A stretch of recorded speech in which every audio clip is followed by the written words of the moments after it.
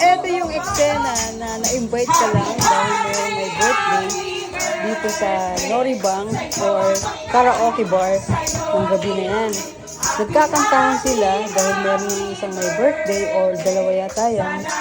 Tapos eksaktong nagkakantahan sila, pumasok ako. Ang nangyari, ako pala ngayon ang may birthday. Kaya tingnan mo naman, lahat sila. Kinakantahan ako. Tingnan mo, parang ako talaga ang may birthday.